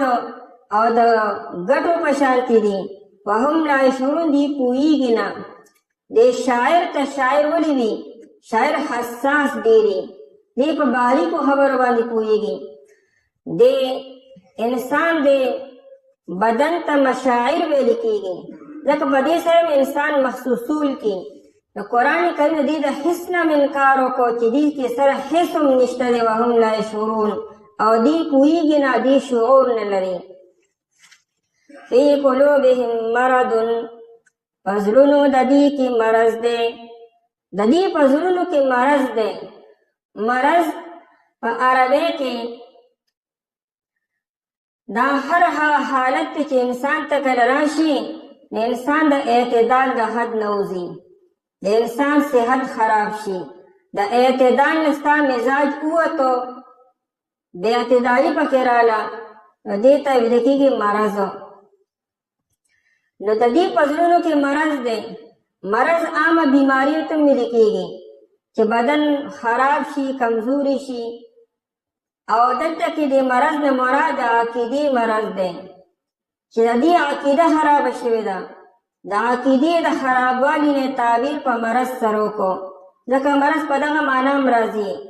نو فی قلوبهم مرضون، د دې په زړونو کې یو لوی مرض دی چې مرض د شک او د نفاق او د کفر دی. قرآن کریم فی قلوبهم وایي، دا فی د ظرفیت دپاره، لوښي دپاره، برتن دپاره. گویا کې دا مرض د کفر او د نفاق او د شکو دا دې په زړونو کې راسخ شوی دی او مضبوط شوی دی، لکه څنګه چې یو څیز په لوښي کې دننه پروت دی. دارنګې دا مرض د کفر او د نفاق او د شکو دا دې په زړونو کې دننه مضبوط پروت دی. فی قلوبهم مرضون، د دې په زړونو کې مرض د شکو، د ریا او د نفاق او د کفر دی. نو فزادهم الله مرضا، پس زیاد کړ الله تعالی د دې دپاره مرضن مرض لره. دې د مرض علاج ونه کو، حالانکې علاج موجود دی، طبیب موجود دی. د نبی علیه الصلاة والسلام ته کې لوی ډاکټر او لوی طبیب او لوی حکیم بلا پیدا کېږي. د نبی علیه السلام په شان لوی حکیم او طبیب بلا دنیا کې چا لیدلی دی؟ هغه موجود دی، وحی راځي، قرآن موجود دی چې دا د زړونو علاج کی. وننزل من القرآن ما هو شفاء، قرآن کریم د زړونو شفا ده. نو د علاج خو موجود دی، خو دا ظالمان علاج نه کول غواړي. نو هغه مرض سیوا شو. ځکه همیشه قانون دا دی چې کله انسان د مرض علاج نه کړي نو مرض سیوا کېږي. نو بیا د یو مرض نه بل مرض پیدا شي، بیا د هغې نه بل مرض پیدا شي. عام قانون دکه دی. هغه مرض د نفاق او د شک سیوا کېدو چې هغه د حد نه زیات شو. نو فزادهم الله، الله زیات کړه دې لپاره مرضن مرض لره. په څه طریقې سره چې وحی نازلېږي مرض د دې سیوا کېږي، چې څومره اسلام خورېږي مرض د دې سیوا کېږي. دې خو په دې تمه دي چې نبی علیه السلام به د مدینې منورې نه لړ شي، اسلام به ختم شي، کمزوري به شي، اسلام ورو مضبوطېږي. چې څومره فتوحات کېږي، څومره مسلمانان سیوا کېږي او څومره د الله جل طرف نه فتوحات نور راځي، د دې هغه مرض نور سیوا کېږي، حسد او دشمني. او یادا چې فزادهم الله مرض د خیری دی دیتا، الله دې دا مرض نورم سیوا کی. نو الله تعالی د خیرو مقصد دا دی چې مؤمنانو ته دې ته خیرې وکړي، د منافقانو ته چې الله مو نورم مرض سیوا کا، الله مو نورم نفاق او کفر کې سیوا کا. دې دا معلومه شوه چې منافقانو ته خیرې کول دا جایز دی. فزادهم الله مرضا، الله تعالی دې زیات کړي د دې دپاره مرضن مرض لره. که چېرې دا دعا شي، خیري شي، نو بیا جمله انشائیه ده. الله تعالی دې دا مرض نورم سیوا کړي. او یا دا جمله خبریه ده، الله دې دا مرض نور سیوا کړي د قرآن په نازلېدو سره، فتوحاتو سره او د مسلمانانو په سیوا کېدو سره. ولهم عذاب علیم، او دې لپاره عذاب درناک دی. علیم درناک عذاب، د کافرانو لپاره عذاب عظیم ملو، او د دې د عذاب د عظیم نه سوا علیم هم دی. دا علیم په معنا د مولیم سره درد ورکوونکی، دا درد ورکوونکی عذاب دی. او یا دا علیم په معنا د مؤلم سره دی، نو بیا مبالغه ده، یعنې دې عذاب ته درد ورکړی شوی دی. حالانکه عذاب په ذریعې سره درد ورکولی کېږي. نو بیا مبالغه وي قرآن کریمو چې دا عذاب دومره خطرناک دی چې گویا کې دې عذاب ته په خپله درد ورکړی شوی دی. نو چې عذاب ته درد ورکړی شوی، چې د عذاب په ذریعې سره چا ته بیا عذاب ورکړو، یا به څومره دردناک وي. یعنې د هغې تصور تاسو دنیا کې نشئ کولی. د حد نه زیات عذاب او د کافرانو نه خطرناک عذاب هغه د دې لپاره دی. عذاب علیم، عذاب درناک دی. ولی بما کانو یکذبون دا با د پاره سببیت ته د درناک عذاب وجه څه ده نو وجه دا ده چې دوی به دروغ ویلو کانو یکذبون دا مضارع استمراري ده مطلب دا په مضارع استمراري کې یو کار مسلسل کولی بار بار کولی په یو پیره کولو د وجې نه نو مطلب دا شو چې ردی دا دروغ دا دی په یو پیره نه دی ویلي او نه په دوی پیره دا دروغ دی بار بار وایي مسلسل دا کار کی پیدر پیدا کار کی دا مسلسل یو کار کولو د وجې نه د دروغ ویلو د وجې نه الله تعالی دې له دردناک عذاب ورکړي کافران هو کلیر کټوي چې بس مونږ نه منو او دا ظالمان سارو ماښام د نبی علیه السلام مجلس کې ناست دي او سارو ماښام دا دروغ وایي او سارو ماښام نبی علیه السلام ته خنداګانې کوي وایي بس تاسو دغه مونږ له خوب نه راځي او مونږ مخلص یو مونږ دا او دنه د نبی علیه السلام خلاف لګیا دي نو بار بار دروغ او بار بار دروغ دای د وجې نه قرآن کریم دې له دردناک عذاب تیار کړی دی بما کانو یکذبون په سبب د دې چې دوی به دروغ ویلو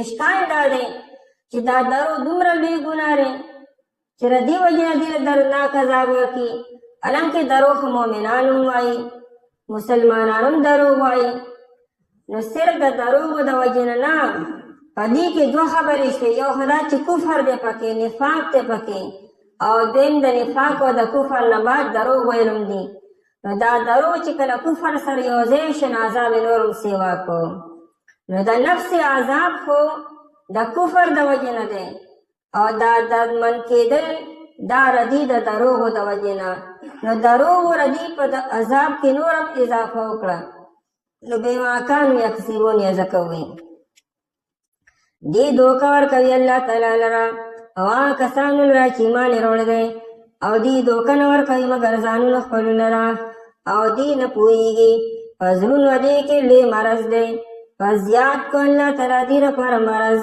او دې لپاره عذاب دردناک دی په سبب دی چې دوی به دروغ ویل